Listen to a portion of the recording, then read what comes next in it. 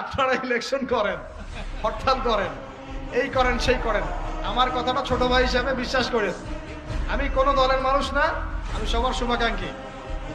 এই বাংলাদেশ ঈসা আলাইহিস সালাম শাসন করবে, এই ভারত ঈসা আলাইহিস সালাম শাসন করবে, এই জেরুজালেম ঈসা আলাইহিস সালাম শাসন করবে, এই আরবের যত কান্ট্রি দেখতেছেন সবগুলো ঈসা আলাইহিস সালাম শাসন করবে।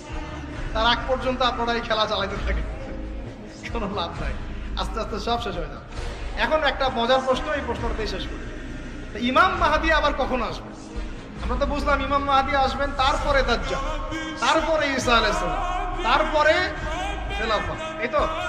ইমাম মাহদী আবার কখন? আমাদের বুয়েটের মাহদী বের হয়, পাঞ্জাব থেকে মাহদী বের হয়, হ্যাঁ, বাংলাদেশের ওই কোনায় মাহদী বের হয়, সৌদি আরব থেকে ওই কোনা থেকে মাহদী বের হয় না? খুব ভালো করে মনে রাখবেন, যতক্ষণ এই বিশ্বে একটা মালহামা না হচ্ছে মাহদী আসছেন না। কথা ক্লিয়ার? এই বিশ্বে যতক্ষণ একটা মালহামা না হচ্ছে মাহদী আসছেন না। তিনি আসবেন ফাতিমা রাদিয়াল্লাহু আনহার বংশ থেকে। কার বংশ? তার আসল নাম মুহাম্মদ। কি নাম?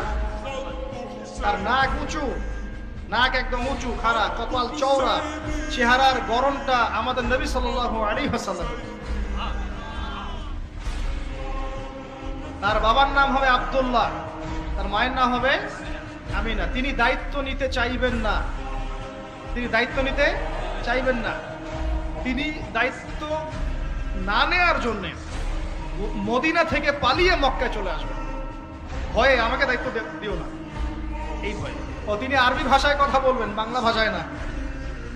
এখনকার মাহাদিরা পাঞ্জাবি ভাষায়, বাংলা ভাষায় কথা বলেন, ঠিক আছে? এবং এই কাবা ঘর যেটা আমরা তাওয়াফ করি, এখানে যে হাজারে আসওয়াদ আছে না, আর এই যে হাজারে আসওয়াদ আর মাকাম ইব্রাহিম, এই দুটো জায়গার মাঝামাঝি মানুষ তাকে চিনে ফেলবে, এই তো মাহদী। তার হাতে মানুষ বায়াত নেবে 313 জন। কতজন? ওই তালুত বাহিনীতে 313, বদরও 313, এখানেও 313। এবার শুরু হবে আসল খেলা। এবার প্রথমে ওই আরবেরই একটা গোত্র, বনু কালব। কোন গোত্র? এই বনু কালব ইমাম মাহদীর বিরুদ্ধে যুদ্ধ করে, আল মাহদী এই যুদ্ধে জয়লাভ করবেন। তারপরে সিরিয়া, শাম থেকে, শাম মানে শুধু সিরিয়াই না, ওই পুরো অঞ্চলটাই শাম, ওখান থেকে একটা দল আসবে এই মাহদীর সাথে যুদ্ধ করার জন্য। আল্লাহ পাক তাদেরকে মক্কা মদিনার মাঝখানে বাইদা নামক জায়গায় বসে। কোন জায়গা? কথা বুঝতে পারছি? এরপরে মুসলমানদের আর কোনো পতন নাই, আর পিছনে ফিরে তাকানোর কোনো সুযোগ নাই। মুসলমানরা আর মাথা নিচু করবে না ইনশাল্লাহ কোনোদিনের জন্য। তারপর চলতে থাকবে খালি ইসলামের বিজয় আর বিজয় আর বিজয়।